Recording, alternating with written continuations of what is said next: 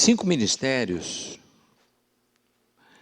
eles estão tipificados desde o Velho Testamento. Lá no tabernáculo, tinha na entrada do tabernáculo, tinha um altar de bronze, onde eram feitos os sacrifícios. Essa primeira entrada ali, ela era chamada de caminho.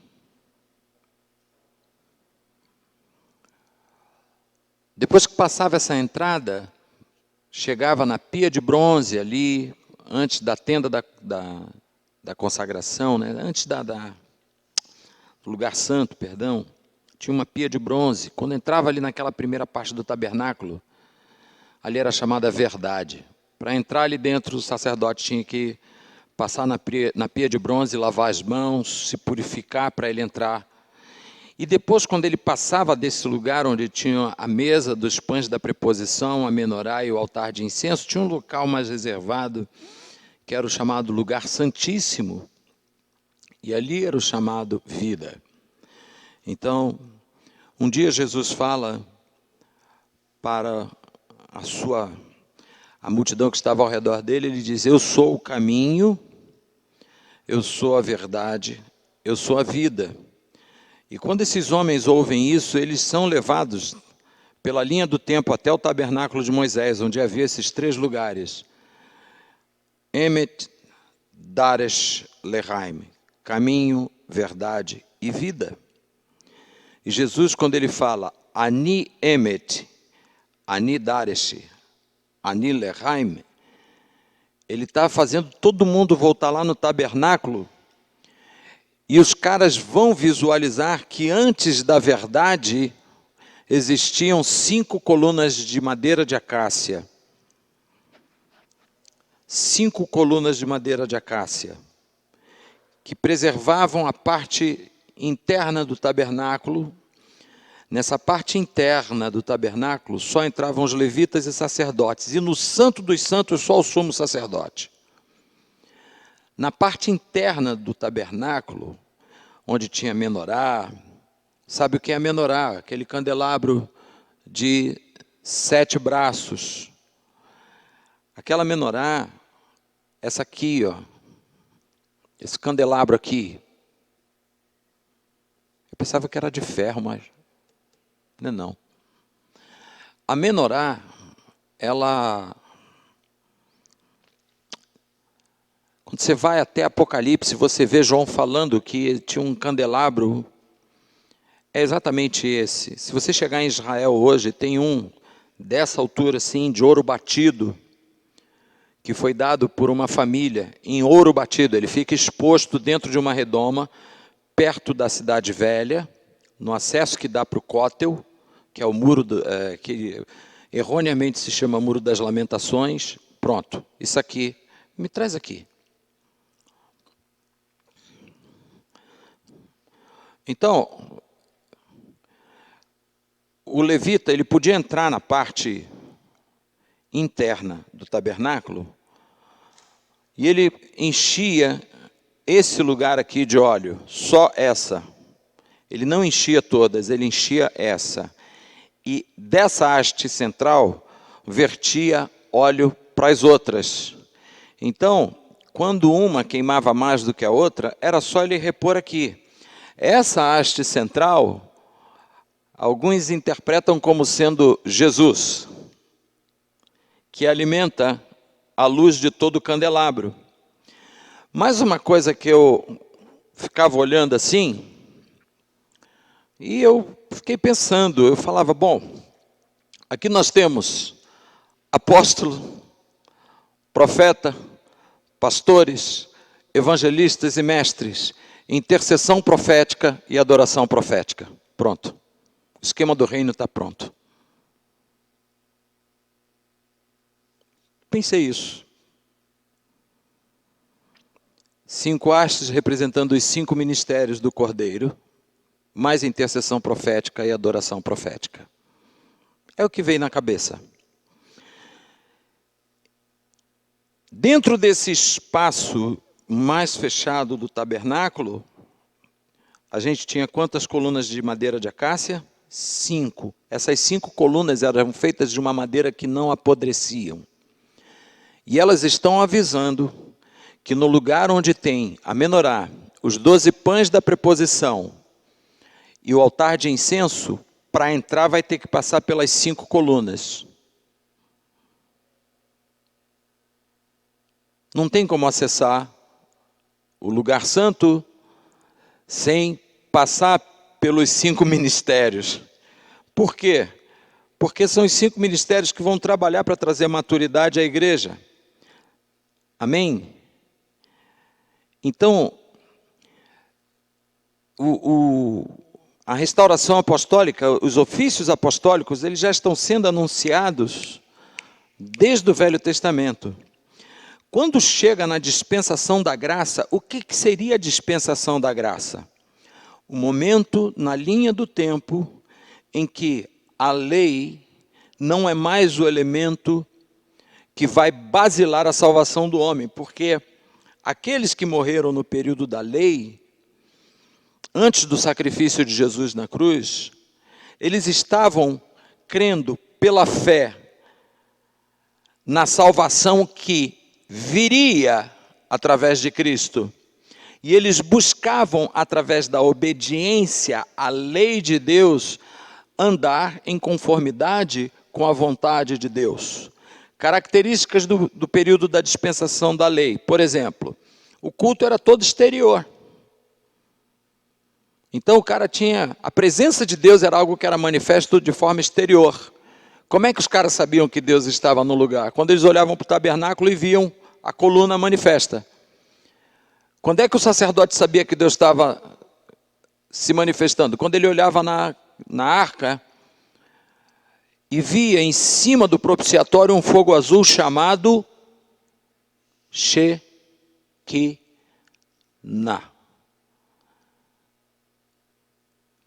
O fogo, na sua maior temperatura, qual é a cor dele? Era a cor da Shekinah. Furaço. E tem crente pedindo: derrama tua Shekinah em nós. Cuidado. É igual as filhas os filhos de uma mulher, que a mãe chega para Jesus e fala assim: ei, quando você vier na sua glória, você deixa um filho meu se sentar na direita e outro na esquerda? A gente pede coisa que não sabe. E Jesus: opa, vocês estão dispostos a serem batizados com o batismo que eu sou batizado e beber do cálice que eu bebo? Então, os 5 ministérios sendo anunciados no Velho Testamento, na lei, diante desse movimento onde toda a presença de Deus era coisa que era vista no exterior, quando chega na graça, a manifestação agora é dentro. Por quê? Na lei, o Espírito Santo, quando falava com o profeta, não era uma relação diária, integral. Era uma relação, quando Deus queria falar, o Espírito Santo falava com o profeta. Na graça, o Espírito habita em você.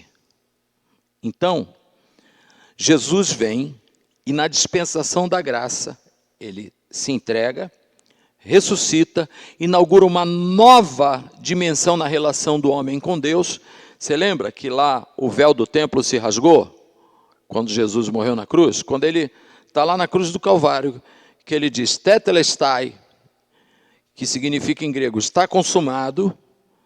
A Bíblia diz que houve um terremoto e o véu do templo se rasgou de alto a baixo. Irmãos, alguns historiadores dizem que a espessura do véu passava de 1 palmo.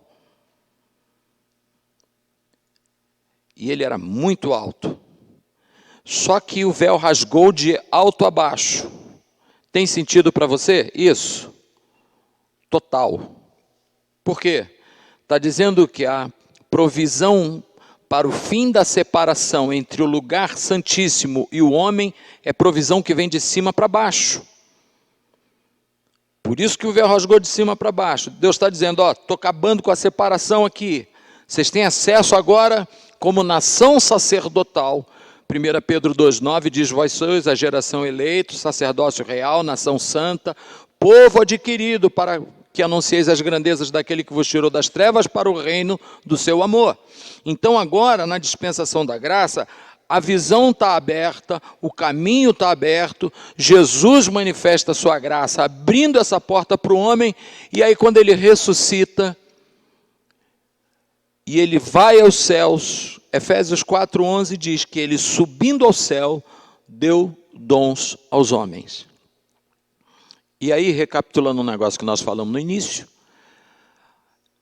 foi até interessante porque algumas denominações da Reforma, igrejas batistas e tal, eles não reconhecem muito o ofício apostólico como um ofício ainda existente. E eles consideram apóstolos apenas os que andaram com Jesus, e uma vez que Judas morreu, Matias entrou no lugar. Isso está em Atos capítulo 1. Aí eles consideram assim. E eu estou tocando com um grupo que a grande maioria deles são batistas. E pastor no grupo deve ter uns 5 ou 6. E um deles, que é doutor em filosofia, que é gente boníssima, ele falou assim: rapaz, eu estou sentindo falta de uns cultos meio avivados. Eu falei: vai lá na igreja.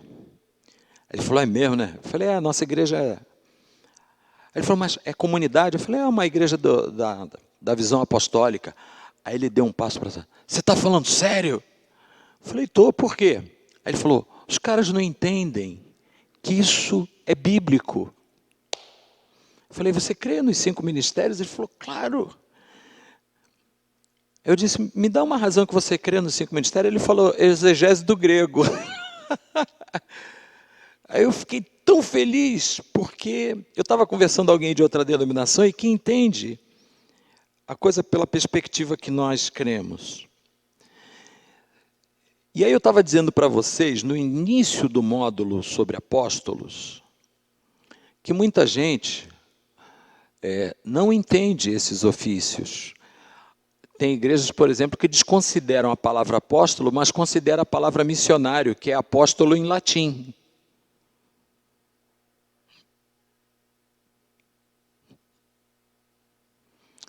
E quando Jesus dá esses dons aos homens, ele está dando algo que ele personificou nele mesmo.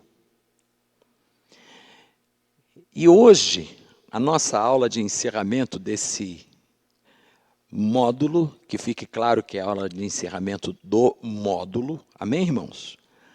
O negócio vai continuando, até Jesus voltar. Né? Então, ele não somente dá esses dons ministeriais para os homens, e é interessante porque ele dá dom a essas pessoas, e pega essas pessoas e dá para a igreja. Ele não dá a igreja para esses caras, ele dá esses caras para a igreja. Apóstolo não é dono da igreja, a igreja é dona do apóstolo. Pastores não são donos de igreja, são dados à igreja. Amém, irmãos? Jesus pegou e deu esse presente. A palavra dom, em grego, é carisma, que significa presente. Dom é um presente. E Jesus dá esses 5 ministérios de presente para a igreja. Domingo eu estava pregando sobre fé, e eu comecei a mensagem falando que eu fico maravilhado com o Deus que nós servimos, porque Ele, sendo Deus e não precisando da gente, Ele consegue nos presentear com a única coisa que nos dá acesso a Ele, que é a fé. Pela graça sois salvos por meio da fé, isso não vem de vós, é dom de Deus. Hebreus 11:6 diz o quê? Que é necessário que todo aquele que se aproxima de Deus creia, mas vai crer com quê, irmão? Com seu diploma de 2º grau? Não, com a fé que Ele te deu. Olha que coisa legal. E Ele faz a mesma dinâmica, Jesus faz a mesma coisa com os 5 ministérios. Ele capacita os homens, pega os caras e dá para a igreja. Para quê? Para que a igreja cresça em maturidade. E eu vou dizer uma coisa, que nós estamos vivendo uma época e que, na minha análise, nunca foi tão necessário a manifestação dos 5 ministérios no meio da igreja. Irmãos, eu tenho convivido com cada situação que eu fico pensando, a que nível de imaturidade muitos estão vivendo.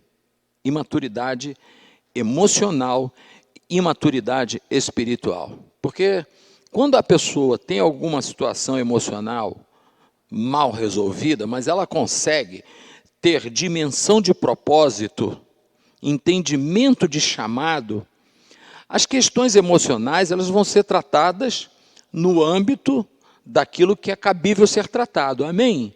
Então vai procurar um médico que trata disso, um psiquiatra, um psicólogo. Normal. Agora, quando a questão espiritual é muito difícil de se detectar pela própria pessoa. Porque quando vai se avaliar, ninguém dá zero a si mesmo. Ninguém vai dizer que está fraco na fé.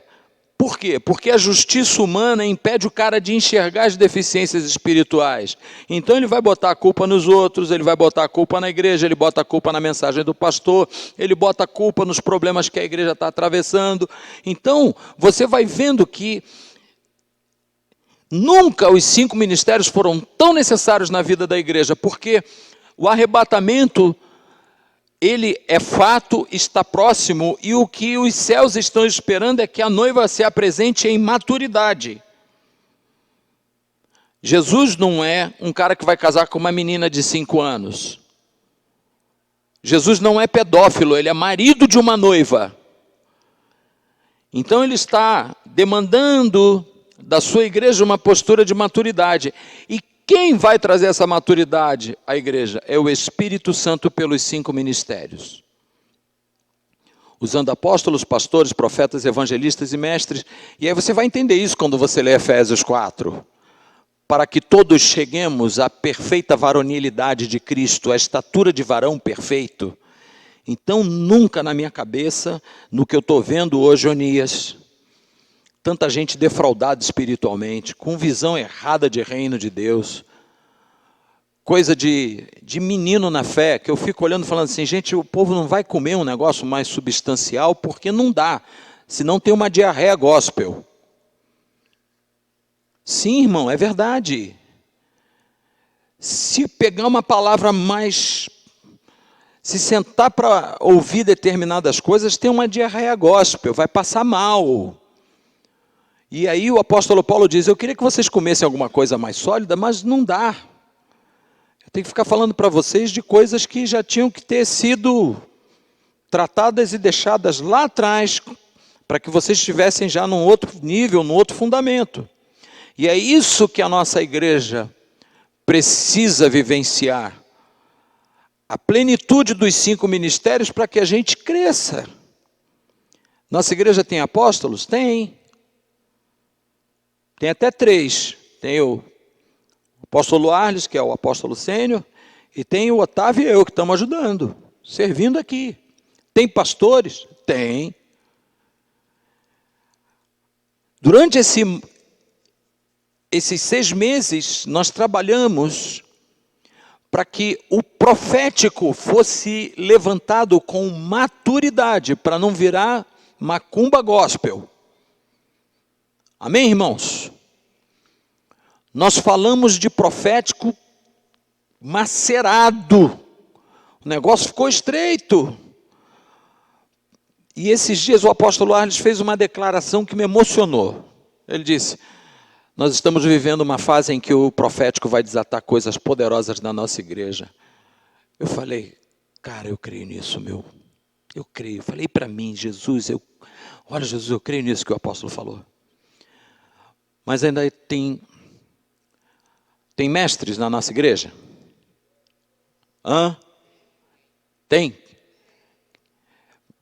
Precisa de gerar mais mestres? Sim. Sim. Tem evangelistas na nossa igreja? Cadê? Quem é? Então nós temos os 5 ministérios sendo ativados aqui. Agora você lembra que eu falei? Quando eu estava falando do módulo pastoral, eu liberei uma palavra aqui que foi muito densa, que eu disse que A igreja brasileira, pelo fato de ser exclusivamente pastoral, ela acaba assumindo um caráter de maternidade e não de paternidade. Lembram disso? Por quê? Característica da mãe, fica todo mundo aqui. É assim ou não é? Característica do pastor, fica aqui. Então isso não é paternidade. Isso é maternidade. E aí o que acontece quando o coração é pastoral, mas não vinculado a uma mentalidade apostólica? Esse pastor vai sofrer o drama da saída das pessoas. E ele fica com a alma dele ancorada no drama e no sofrimento. Fulano foi embora.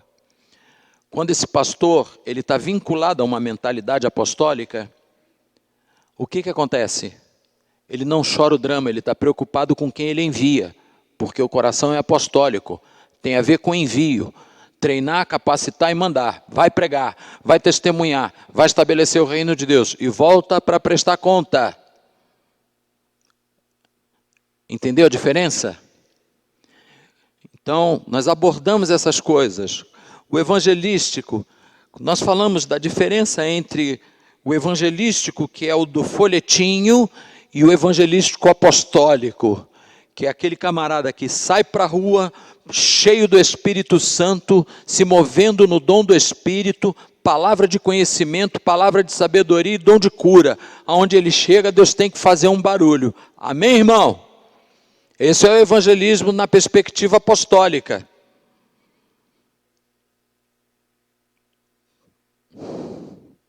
E o profético, e o mestral. Todos eles não podem prescindir da mentalidade apostólica. Qual é a mentalidade apostólica? Diga comigo, a mente de Cristo. Por quê? Por que a mentalidade apostólica é a mente de Cristo? Abre a tua Bíblia em Hebreus capítulo 3, verso 1. Primeiro texto que está lá. A aula vai ser rápida e gostosa, porque a gente tem muita coisa ainda para comemorar. Amém?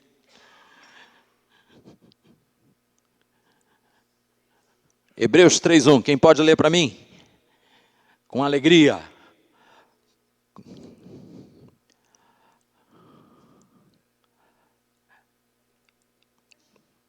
Achou? Então leia. Eita, que chique, hein? Pode ler.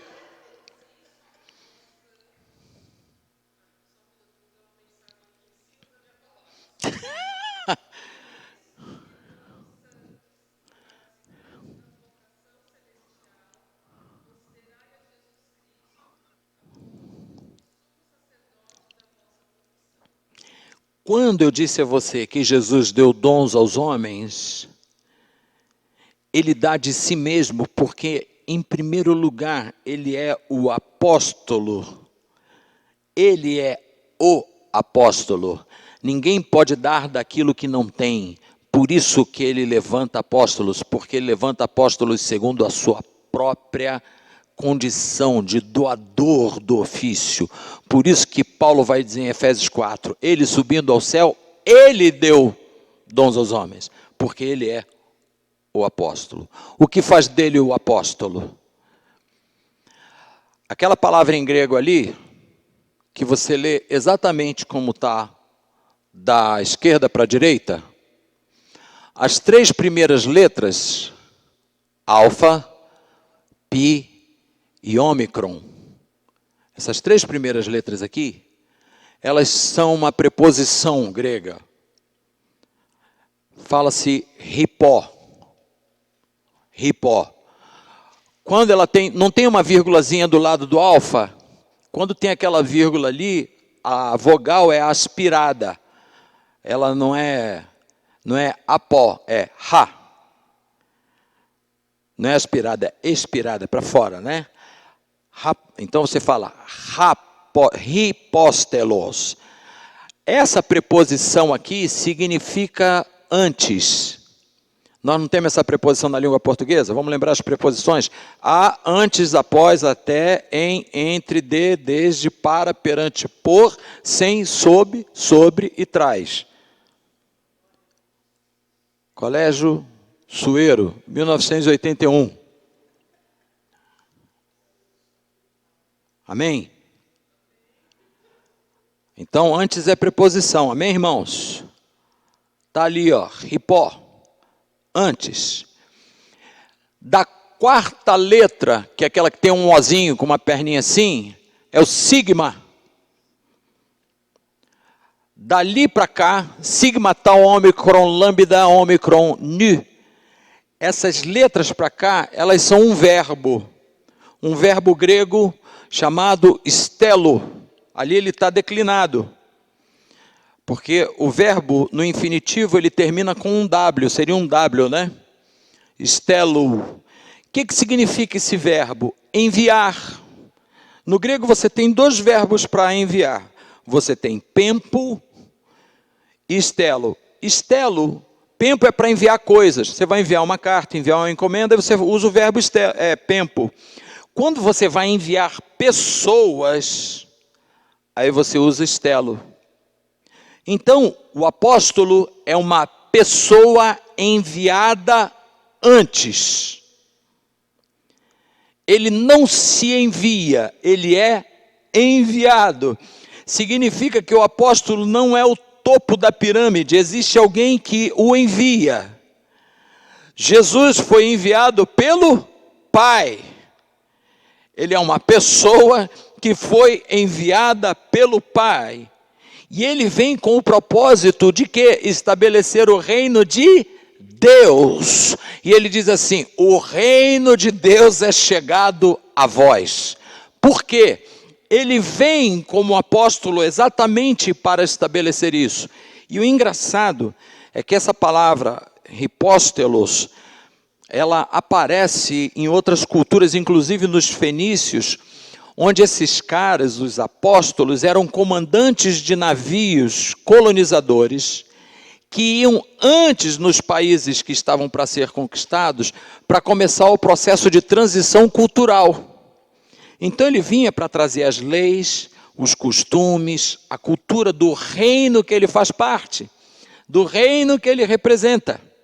Então ele não é alguém que pega o óleo soia, vira na cabeça. Conhece o soia, né? Aquele que você compra a R$8 aí no mercado? R$10. Ele não é alguém que vira óleo soia na cabeça. Ele é reconhecido como apóstolo. Alguém o envia com o propósito dele estabelecer uma denominação? Não. Uma congregação que vai ser o puxadinho da igreja matriz? Não. Ele vem estabelecer reino de Deus. Isso foi o que Jesus fez e foi o que comissionou os apóstolos a fazer. E a partir da descida do Espírito Santo até os dias atuais, ele continua dando os apóstolos. Então, quando Hebreus 3:1 fala que Jesus é o apóstolo, e ele não diz 1, 2, ele diz o. Esse o, artigo definido. Amém, irmãos? O, a, os, as. Os, as indefinidos, plural. O, a definido. Ele é o apóstolo. Ele é o enviado. Por isso que ele tem o nome de Yeshua HaMashiach. Jesus o Messias, aquele que é enviado para redimir o povo. Que HaMashiach em hebraico e Christos no grego. Jesus Christos. Jesus Cristo. Vocês estão entendendo por que ele é o apóstolo? Foi enviado. Por que esse movimento continuou? Bom, que coisa tremenda. Existe em Efésios 4:11 um verbo chamado eduquem, onde diz que ele deu. Essa tradução do verbo deu, essa flexão em grego é eduquem, que significa deu e continua dando. Esse verbo está num tempo verbal do grego chamado auristo, que é um tempo onde a ação começa e se prolonga por tempo indefinido. Então a tradução seria: ele deu e continua dando. Eu comecei a ler o livro de Atos dos Apóstolos com a minha esposa. Nós lemos o livro todo em 4 dias, porque a gente fez uma maratona de ler 7 capítulos por dia. E uma coisa interessante que nós vimos ali é que, para aqueles que acreditam que apóstolos eram só os 12, em Atos 15, aparece a seguinte expressão: e os apóstolos Barnabé e Paulo. Ah, só uma curiosidade. Você já ouviu dizer que Deus mudou o nome de Saulo para Paulo? É loucura isso, não aconteceu isso, tá? Saulo é o nome hebraico e Paulo é o nome grego. Como ele era romano, de nascimento, por ter nascido na província de Tarsis, ele tinha a cidadania romana, de nascimento, inclusive em Atos 16 ele declara isso. Eu sou romano de nascimento, então o nome Saulo vem de uma raiz hebraica, Shaul. É o nome do rei Saul, tá? Então Deus não mudou o nome de Saulo para Paulo. Isso é ideia de quem comeu pizza e criou essa teologia.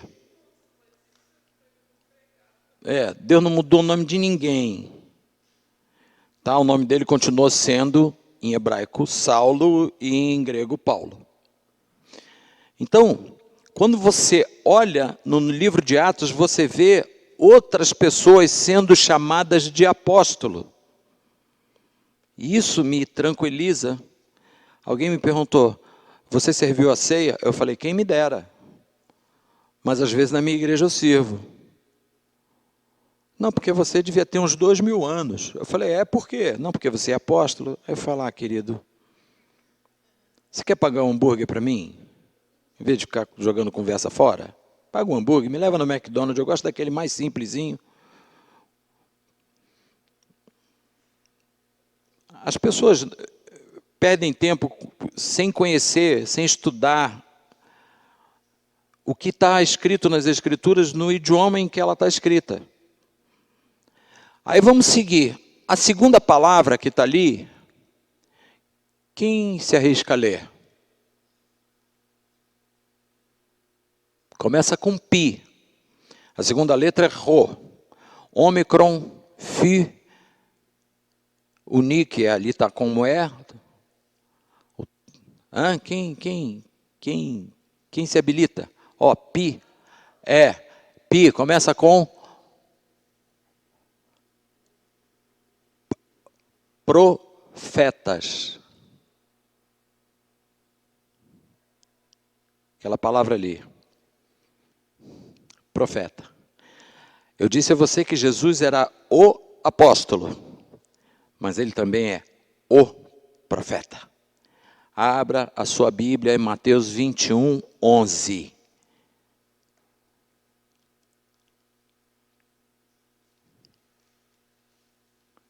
Mateus 21, 11. Achou aí, Márcio? Então, com essa voz de locutor glorioso. Mateus 21, 11.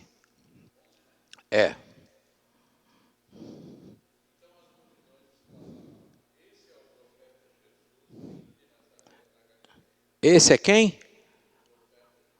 É interessante que tem multidão que reconhece Jesus como profeta e às vezes nós não o reconhecemos.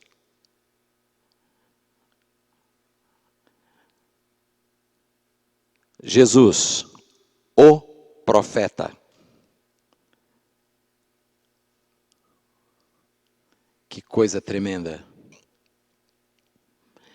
A gente está tão habituado com determinadas coisas que a gente não consegue perceber, Pablito, a profundidade dessa declaração. Quando você pensa em Jesus, o profeta,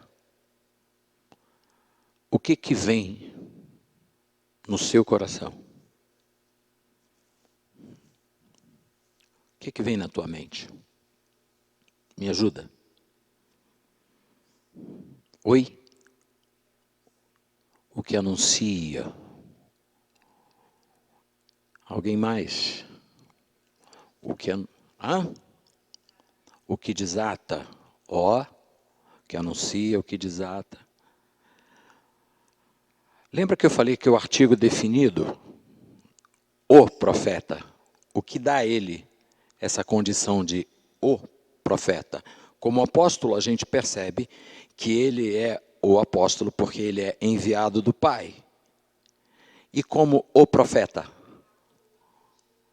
A comunhão que ele tinha com Deus. Outra coisa, ó, tá vendo? Você falou o quê? Ele anuncia. Você falou o quê? Que ele desata. Alguém está falando da comunhão que ele tinha. Que mais? Que mais? A autoridade.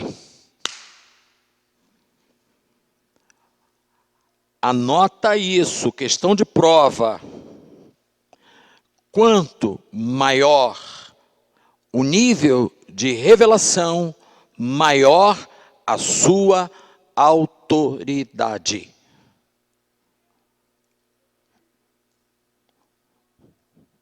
É simples. E quando eu falo de revelação, irmãos, eu não estou falando, olha, esse que eu vejo um sapo cor de abóbora vindo atrás de você com uma dentadura, e ele fala, Geraldo. Não. Pelo amor de Deus. Do que Jesus falava que dava autoridade, irmãos? Ele falava de reino. Agora, os caras ficavam assombrados com o nível de autoridade porque eles olhavam para ele e viam que ele fazia aquilo que ele falava. E confirmava o que ele falava com sinais e maravilhas. Os caras falavam, que autoridade é essa? Quando ele diz assim no lago, mar, fica quietinho, vento. Qual é a exclamação dos caras? Quem é esse homem que até o vento... vou tocar essa aqui. Essa aqui é... Hoje pode, está acabando a aula. Ô mestre, o mar se revolta, as ondas nos dão pavor, o céu se reveste de trevas, não temos um Salvador. Não se te dá que morramos, podes assim dormir. Se a cada momento nos vemos, sim prestes a submergir, as ondas atendem ao seu mandar. Sossegai, seja encapelado o mar, a ira dos homens, o gênio do mal. As águas não podem a naufragar, que leva ao Senhor, Rei do céu e mar. Pois todos ouvem o seu mandar. Sossegai, sossegai, convosco estou para vos salvar. Sim, sossegai. Isso é composição em cima da autoridade de Jesus. Ele olha para o mar e fala, aquieta-te. Então, quando você pensa em Jesus como o profeta, você pensa que é alguém que anuncia, que desata com relação profunda com Deus e com autoridade. Ele é o profeta, irmão, não tem jeito. E quem quiser aprender, que vai aprender com ele.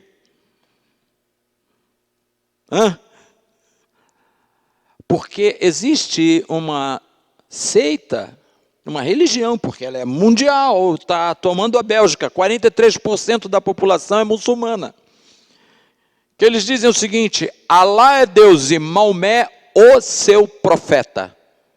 Sabiam disso? Nunca escutaram isso? Alá é Deus e Maomé é o seu profeta. O teu país é muçulmano, não? A minoria? Mas você sabe que na África tem muitos países muçulmanos. E eles dizem isso. Alá é Deus, Maomé é seu profeta. E eles pegam Jesus, o profeta, e colocam abaixo, eles chamam de Issa, abaixo de Maomé. Não, ele é um profeta. Ele é um profeta. O profeta Mohammed, um profeta, Issa. Agora, gente, eu vou pagar uma... Como é o nome daquele negócio lá? Fogo de chão? Não, barbacoa. Em quem lê essa frase aqui? A terceira ali, ó. Ninguém arrisca. Querusson to evangelion. Prega o evangelho. Pregando o evangelho. Marcos 1,14. Depois que João, tereré, vem Jesus pregando o evangelho do reino. Cadê? Ali, ó. Querusson to evangelio. Terceira frase. Acharam o texto de Marcos 1,14?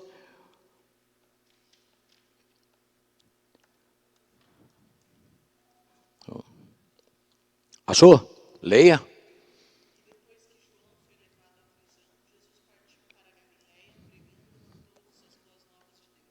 Numa outra tradução diz, pregando a todos o evangelho do reino. É a que a tua está aí? Tem uma outra que diz, pregando o evangelho de Deus. Por isso que diz, evangelion tu teu. Em grego, o evangelho de Deus. O que Jesus está manifestando aqui? Qual dos 5 ministérios? Qual? E você sabe que também como evangelista ele tinha muita autoridade para pregar, porque muitos sinais e prodígios eram feitos. Irmãos, quando a gente vai ler livro de Atos, eu vou te dar 1 mês para você ler esse livro. Eu li em 4 dias. Leia esse livro de Atos, porque você vai ficar assustado, Onias, com o padrão de declaração que se fala a respeito dos apóstolos. Muitos sinais e prodígios eram feitos pela mão dos apóstolos. Não é qualquer coisa, irmão. Não é qualquer coisa. Se você for sentar, e aqui no Brasil, tinha um pastor aqui no interior, João Carlos Martins. João Carlos Martins. Procura o testemunho desse cara na internet. Procura. O apóstolo Nicolau conheceu ele. Esse cara era tão íntimo de Deus. Deus usou esse homem de uma forma tal que ele morreu e ressuscitou. Um testemunho poderoso. Agora, um pertinho da gente que eu digo é meio da Márcia. Tio Chiquinho. Tio Chiquinho, irmão. Pensa num assembleano arretado. Tio Chiquinho não conhecia muita coisa de teologia. Mas ele dobrava o joelho todo dia, meia-noite, só saía do joelho às 6 da manhã. Todo dia. Tio Chiquinho se movia no profético de uma maneira que faz vergonha a quem se diz profeta hoje. Eu fico pequenininho. Tipo assim, ele está nos lugares, como nos cultos, aí dava uma oportunidade para ele. Missionário Francisco, dá um beijinho na rosa, é a expressão assembleana, né? Dá uma saudação. Ele subia no púlpito, e aí ele começava a salmodiar ao Senhor. Eu nunca vi o tio Chiquinho falar a mesma língua. Quando ele começava a orar em línguas, era variedade de línguas. Era um negócio de maluco. E aí, ele começava a saltar no púlpito, pular, e de repente, uma pessoa lá do outro lado, com câncer no cérebro, ele olhava e dizia: você tem um tumor no cérebro, você está sentindo um calor aí na tua cabeça, tem um anjo operando você e te curando agora. E começava, irmão, era doido, ao ponto de Deus o usar com tantos sinais e maravilhas, que ele morava na cidade de Friburgo, no Rio de Janeiro. Um dia o tio Chiquinho está em casa, ele diabético, com muitas debilidades físicas. Morava ele e a tia Zilda, só os filhos tudo casaram, foram embora. Tio Chiquinho está em casa. Aí o Senhor falou com ele assim: Francisco, e ele dizia assim para mim: Davi, meu filho, quando Jesus fala comigo, ele me chama pelo meu nome. Ele é meu amigo. Eu passo horas conversando com ele. Ele disse que um dia sentado na sala, Jesus falou com ele assim: Francisco, te arruma, porque virão te chamar. Ele só botou paletó por cima da camisa e sentou na sala. 5 minutos, uma mulher gritou na porta: missionário, pelo amor de Deus. Aí Jesus falou com ele de novo: levanta e vai com ela. Ele chamou a tia Zilda e foram. O que aconteceu, minha filha? Minha mãe morreu. Ele pensou: mas eu não sou agente funerário. Eu tinha que ir numa funerária. Mas Jesus está mandando eu ir para lá. Eu vou. E quando ele foi, ele pensou que ele ia orar pela família. Senhor, consola, derrama do teu espírito. E aí ele entrou no quarto, está lá a mulher, já gelada, morta. E aí o Espírito do Senhor falou: Chiquinho, ora por ela porque eu vou ressuscitá-la. A Fátima chegou a falar assim: meu Deus. Aí ele disse que... E Deus falou com ele e falou com a tia Zilda. A tia Zilda virou a cara para a parede assim, ficou no canto da parede, chorando. Ai, Jesus, toma Chiquinho nas tuas mãos. E o tio Chiquinho olhou para a situação e ele não sabia o que ia fazer. E ele olhou para a mulher assim com timidez e disse: Espírito de vida, volte a ela. E a mulher continuou. Já viu que gente quando morre às vezes fica com um olho meio aberto e outro fechado? O Espírito Santo falou com ele: Chiquinho, o espírito de vida vai voltar a ela em nome de quem? Irmãos, ele disse: Davi, a minha boca ficou desse tamanho. Eu agarrei aquela mulher e disse: espírito de vida, em nome de Jesus de Nazaré, volta a ela. A mulher deu um pulo da cama. Esse caso está conhecido em Friburgo e foi relatado pela imprensa. E a mulher gritou: tinha alguém me amarrando com cadeias. Quando você gritou, eu ouvi, e uma mão me puxou pelo cabelo e disse: você é minha. Essa mulher hoje é uma missionária em Friburgo. Também não tem nem como não ser, né? Sentiu o cheiro de enxofre, se não muda a vida. Você está entendendo que nesse processo de sinais e maravilhas, muitas pessoas são quebrantadas e recebem a Cristo como Salvador? Por isso que o evangelismo apostólico, ele não prescinde de sinais e maravilhas. Presença do Espírito Santo para convencer, presença do Espírito Santo para operar sinais e maravilhas. Evangelismo apostólico. Quando ali está dizendo que Jesus pregava o evangelho do reino, no texto seguinte diz: e muitos sinais e maravilhas. Tem dúvida de que era o evangelista? Quem quer aprender a evangelizar, se vira com ele. Vai na fonte. Agora, Vamos ver aqui. Bom, apóstolos, profetas, evangelistas. Que palavra é essa aqui? Meu irmão, vai comer uma empada na cantina, pelo amor de Deus. Hã? Ai, bateu na trave. Você já viu, quem lembra da fórmula de Bhaskara? Hã? Essa letra aqui, ó. Aqui, cadê ela? Essa letra aqui, ó. É o delta. Iota. Delta. Alfa. Sigma. Didascalo. Mestre. Didascalo. Didascalo. Diga comigo, didascalo. Olha o acento agudo lá, ó. Didascalo. Mateus 22, 36. Quem tem aí? Acha aí o texto e vai ler. Hoje eu estou bem pedagógico, né? Tem até projeção. Meu Jesus, ó, bacana, hein?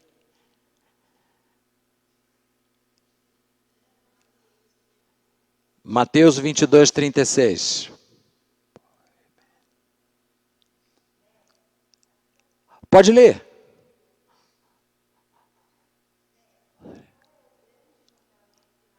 Como é que eles chamaram Jesus?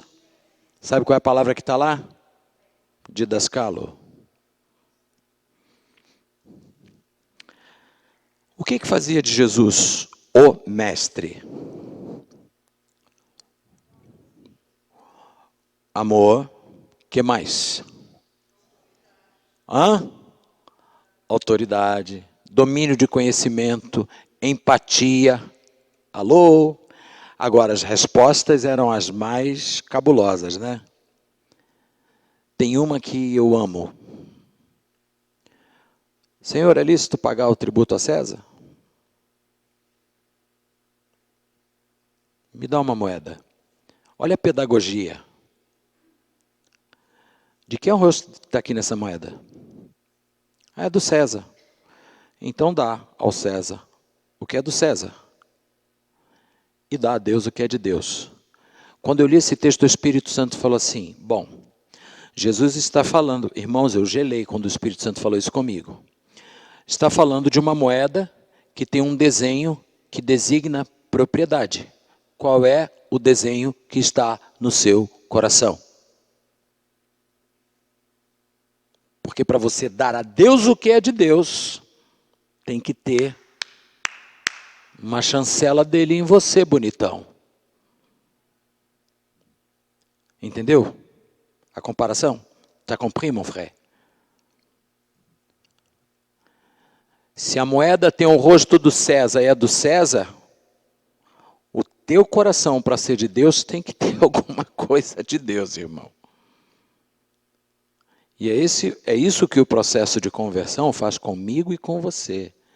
O apóstolo Pedro fala que nós fomos gerados de uma semente incorruptível, que nós fomos comprados com uma moeda que o diabo não podia pagar. E não tem o rosto do César, porque era sangue de um cordeiro. Então, para você ser de Deus, você precisa ter esse sangue sobre a sua vida. Amém? Presta atenção nas pedagogias de Jesus, por isso que ele era o mestre. E o mais interessante é que ele não frequentou nenhuma academia de rabinato do seu tempo. Com 12 anos ele entrou no templo. Imagina, um cara de 12 anos, botou os doutores da lei no bolso. Tem ideia do que é isso? 12 anos. Uma das maiores escolas de rabinato que existia em Israel era do rabino Hillel. Ele era avô de Gamaliel, que foi o instrutor de Paulo. Imagina Jesus pegar esses caras e botar no bolso. E aí a mamãe vinha falar com ele, meu filho, você está perdoado? Eu estava tratando das coisas do meu pai. Estava tratando do assunto do meu pai. Fica tranquila. Conforme os cariocas dizem, relaxe. Fale comigo, paulista, relaxe. Por favor, fale comigo. Relax. Tratando dos assuntos do meu pai. E ele estava ensinando aos doutores da lei. Sabe o que isso me mostra? Que um mestre, numa perspectiva apostólica, não é considerado a partir de uma cronologia humana. Jesus tinha 12 anos ensinando gente de 50. Numa igreja apostólica, é essa geração que começa a ensinar os mais velhos.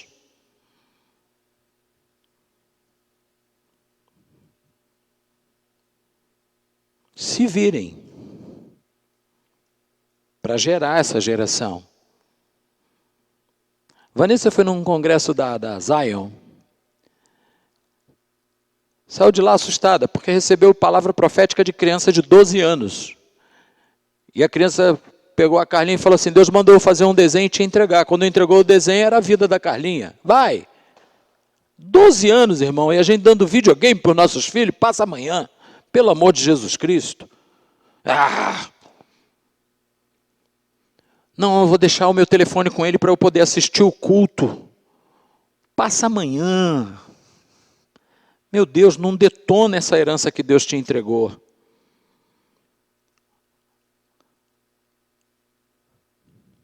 Deus está querendo levantar uma geração poderosa. Eu vou abrir um parêntese. Vai virar pregação. Não nem aí. Presta atenção no negócio. Tem crente que consegue ser... Deus chama o cabra para ele ser solução de um problema. Ele consegue se tornar mais problema do que o problema que Deus mandou ele para solucionar. Quer um exemplo? Jonas. Jonas, eu vou perverter a cidade de Nínive, eu vou destruir Nínive. Então vai lá e resolve esse problema, pregando a palavra. Digam que se arrependam, porque eu vou destruir a cidade. Jonas consegue ser mais problema do que Nínive. E não se espante que hoje em dia tem crente assim, que Deus chama para resolver problema, mas ele consegue ser mais problema do que o problema que ele foi chamado para resolver. Diga, show. Mas fale com vontade. Show. Vai se converter, fale. Sai de perto de mim. Irmãos, nós estamos num tempo em que não dá para ser problema. Não dá para ser problema. Ou você se torna a solução, ou então pega o bloco. O bloco. Vaza. Nós somos uma igreja apostólica, irmão. Nós não estamos aqui brincando de igreja. Você já viu o que tem aqui embaixo? Já desceu lá para ver? Já sentiu como é que o negócio é forte? Tem alguns crentes ali embaixo que eu fico olhando para eles e vendo, Jesus, sustenta esses caras aqui, porque o negócio aqui embaixo é pesado. Sim ou não, irmão? São homens de Deus que estão ali. Esse rapaz, ele vem para cá, ele se ajoelha todo culto. Eu nunca vi ele metido em confusão lá embaixo. Ele chega aqui em cima e fala assim, ô, minha bênção. Com qualquer um. Outro dia ele estava aqui no culto, o apóstolo Arles chegou para mim e falou assim, como é o nome dele? Eu falei, pô, Arles, eu não sei. O Arles levantou e impôs a mão sobre ele, começou a profetizar, abraçado nele aqui.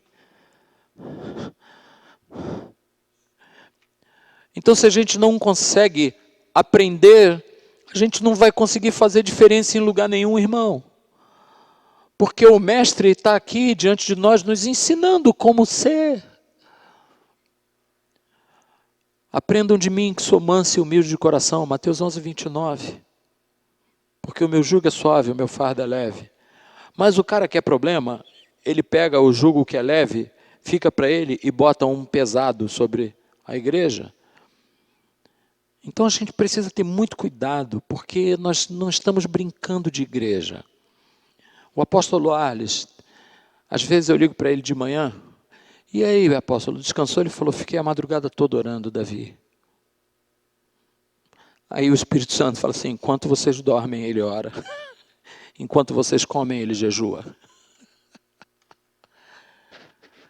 Não dá para ser problema num ambiente desse, irmão. A gente tem que ter consciência de ser solução. Amém? Posso fechar o parêntese? A última palavra. Agora, duvido que vocês vão acertar. Hã? Quem é o nome do pastor?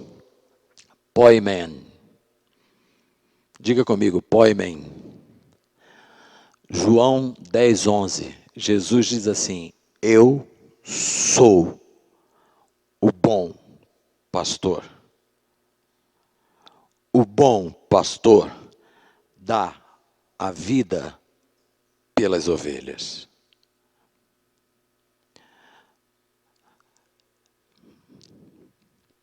Uma pergunta.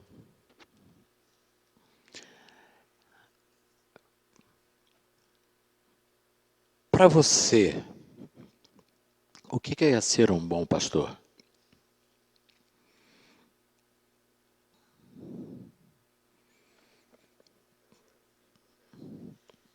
Aquele que protege suas ovelhas, que acolhe, Valquíria, que cuida das suas ovelhas. Carlos, o que seria um bom pastor, Carlos? Tá. Val, que dá vida pelas ovelhas. Então, oi? O quê? O que envia. Agora presta atenção numa característica de um bom pastor. Uma característica do bom pastor. Um garoto de 17 anos entrou na tenda de um rei. E o rei falou assim para ele, quer dizer que você que vai se apresentar, que está se apresentando para lutar contra o gigante? Sou eu. Você é um menino. Ele é um cara experimentado na guerra. Você não pode lutar com ele. Não posso sim. Mas baseado em que você diz que pode lutar contra o gigante? Eu estava pastoreando as ovelhas do meu pai. Pastores com coração apostólico. Veio um leão e arrebatou uma ovelha da malhada. Eu fui atrás do leão. Agarrei-o pela barba. Eu o feri e o matei e resgatei a minha ovelha. Da mesma maneira, um urso. Agora que fica mais legal.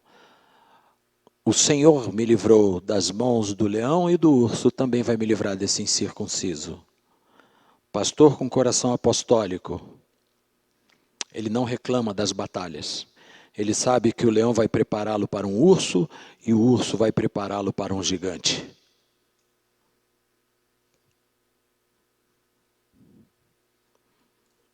Pastor no apostólico não tem cara de ovelha. Ele tem cara de matador. E ele não vai admitir que leões e ursos do mundo espiritual arrebatem ovelhas da malhada.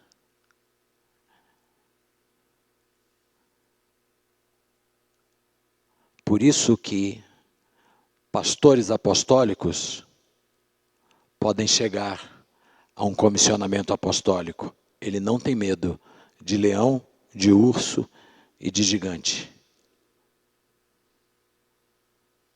Entendeu? Ele cuida da ovelha. E por amor ao rebanho do Pai, ele se dá pela ovelha. Como ele se dá? Vai lá e mata o leão. Irmão, tá raro isso, hein? Estava conversando com o apóstolo Arles, a gente comentando algumas situações, ele disse, Davi, tem pastores que estão comendo a carne da ovelha e a lã da ovelha. Eu hoje recebi um vídeo de um pastor de uma grande denominação, de uma igreja muito grande. Ele está no púlpito, quando ele vai encerrar o culto, o irmão vem assim por baixo, pega o microfone e fala: você está em adultério.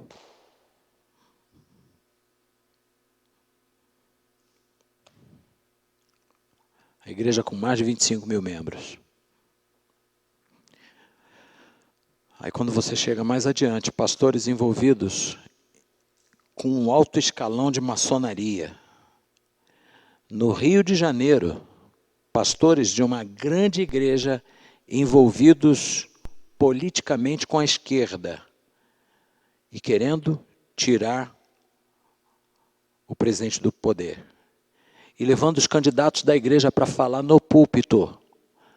Irmão, você tem direito de ser o que você quiser.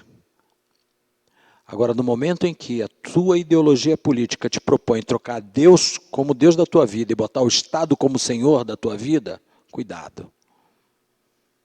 Eu estava vindo do aeroporto de Congonhas um dia desse, vim do Rio, direto para a igreja. Quando cheguei, apanhei o táxi lá no aeroporto, aí o camarada veio conversando, estava aquela situação da passeata lá de setembro, que aliás eu fui na Avenida Paulista, né? Pró-direita e tal. E aí eu fui na passeata. E quando eu fui para o Rio, quando eu voltei, estou pegando o táxi, aí o motorista falou assim: o senhor tem acompanhado a movimentação política? Eu disse: tenho. Aí ele perguntou para mim: o senhor é de direita ou de esquerda? Aí eu falei: nem de direita nem de esquerda. Ué, o senhor não tem um pensamento político? Eu falei: eu sou do alto. Eu não sou nem da direita nem da esquerda, eu sou de cima. Ele ficou me olhando, ele disse: como assim? Eu falei: eu sou partidário da justiça divina, da sabedoria do alto e dos princípios do reino de Deus. Agora, o que hoje está se aproximando um pouco mais dessa verdade que eu creio é a direita, que privilegia você ter liberdade para cultuar o seu Deus, que te dá a oportunidade de você trabalhar e ninguém confiscar o que você ganha, e que te permite ter o Deus que você quiser ter. Eu quero encerrar esse módulo com você de pé. A gente vai terminar agora essa aula. O que na verdade eu quero, do fundo do meu espírito, irmãos, é que o Espírito Santo ative em nós, em mim, em você, esse coração abrasado, que se identifica com o enviado que foi Jesus, se identifica olhando para ele como o apóstolo e reconhecendo: Jesus, tu és o enviado de Deus. Olhando para Jesus e reconhecendo-o como o profeta: Jesus, tu és aquele que estabeleceu pela palavra o reino de Deus. Reconhecendo Jesus como o evangelista, porque ele vem para declarar as boas novas, conforme está escrito em Isaías 61, o Espírito de Deus está sobre mim, porque me enviou a pregar o ano aceitável do Senhor, a pôr em liberdade os cativos, a quebrar cadeias e trazer vista aos cegos. Então eu reconheço, Jesus, que tu és o evangelista. Eu reconheço, Jesus, que tu és o mestre, porque tu ensinas com autoridade a verdade de Deus. E eu reconheço que tu és o bom pastor. Ah, Jesus, e como eu quero que tu identifiques o nosso coração. Senhor, em teu nome, ó Jesus poderoso e amado, eu quero te agradecer por esse tempo em que tratamos das revelações da tua palavra com relação aos 5 ministérios. Senhor, eu te agradeço porque o Senhor derramou do teu coração verdades sobre nós para nos levar a esse lugar de entendimento da visão apostólica, do que é ser profeta, do que é ser evangelista, pastor e mestre, segundo as tuas palavras, segundo o teu coração. Então começa a movimentar sobre a vida de cada um de nós essa unção e esse coração apostólico, Jesus. Ó Deus, os evangelistas que o Senhor tem levantado aqui em nosso meio, sejam eles cheios do Teu Espírito, Pai, para operarem sinais e prodígios que glorifiquem o Teu nome. Ah, Senhor, aqueles que o Senhor tem dado um coração pastoral, possam eles ser abrasados por um amor ao Teu rebanho, que eles coloquem a própria vida, Senhor, em defesa do rebanho. Pai, em nome de Jesus, levanta pastores segundo o Teu coração, Pai. O Senhor prometeu, e naqueles dias levantarei pastores segundo o meu coração. Dá-nos, Senhor, pastores segundo o Teu coração. Nós te agradecemos pela pastora Esther que está conosco, que nasceu nesse lugar, foi reconhecida no ministério nesse lugar, pela pastora Lilian. Pai, eu te agradeço pela vida do pastor Lucas. Deus amado e poderoso, tantos quantos o Senhor ainda levantar nesse lugar, sejam levantados com o coração de um pastor, conforme o coração de Jesus. Pai, os mestres que o Senhor está levantando nesse tempo, Senhor, aqui em nosso meio. Eu te agradeço, Senhor, porque Tu tens sinalizado aos meus olhos alguns que o Senhor já tem chamado para esse ofício, e eu te suplico, Espírito da verdade, desata uma unção gloriosa de revelação da Tua palavra, para que sejam mestres segundo o Teu coração. Te louvamos, Senhor, porque cremos que o profético que está para ser desatado sobre nós trará dimensões de reino as quais ainda não experimentamos. Por isso, Deus, ensina-nos a profetizar segundo os Teus oráculos, ensina-nos a ouvir a Tua voz. Pai, levanta e confirma os Teus profetas nesse lugar. Faz, Senhor, como Tu fizeste com Samuel, e o Senhor não permitiu que nenhuma das palavras de Samuel caíssem por terra. Levanta um profético que continue estabelecido nos ares, que continue firme, Senhor, sobre a Tua igreja. Obrigado, Senhor, porque o Senhor tem dado a esta igreja apóstolos, e nós nos curvamos diante da Tua soberania, diante do Teu poder. Pai, nós declaramos que nós dependemos de Ti, nós não estamos aqui para pisar sobre a igreja, mas para lavar os pés dos Teus filhos. Nós estamos aqui, Senhor, como aqueles que foram chamados para servir o Teu corpo. Então, Pai, em nome de Jesus, dá-nos humildade, Senhor, dá-nos autoridade para governar segundo o Teu decreto, não segundo o autoritarismo, mas debaixo da autoridade do Teu Espírito Santo, fazendo com que, Senhor, essa igreja possa chegar ao nível de maturidade que o Senhor já determinou na eternidade. O Senhor mostrou, Senhor, para a pastora Márcia Valente, para a pastora Márcia de Moura, quem é a igreja CCJ no mundo do Espírito, e nós te suplicamos, ó Deus, tem misericórdia de nós, de cada um dos pastores, mestres, evangelistas, profetas e apóstolos. Levanta, Senhor, um grande e poderoso exército nesse lugar, para a honra e para a glória do Teu nome. Nós te suplicamos, ó Espírito da verdade, vem mexendo nas nossas estruturas, glorifica o Teu nome, Senhor, glorifica o Teu nome, começa a levantar novos apóstolos, Senhor, no meio do Teu povo, começa a levantar outros pastores, profetas, evangelistas e mestres, para que o Teu reino seja estabelecido no poder do Espírito Santo. É a nossa oração. Obrigado, Senhor, por esse tempo de ensino que o Senhor nos permitiu ter aqui nesse lugar, e nós te suplicamos, prepara todas as coisas, para que no segundo semestre, venhamos com força renovada, com revelação renovada, e unção restabelecida pelo Teu Espírito, em nome de Jesus, amém, amém e amém. Eu quero reconhecer aqui, glória a Jesus, eu quero reconhecer aqui, o carinho de vocês e a persistência de vocês comigo. Eu louvo ao Senhor pela vida de vocês.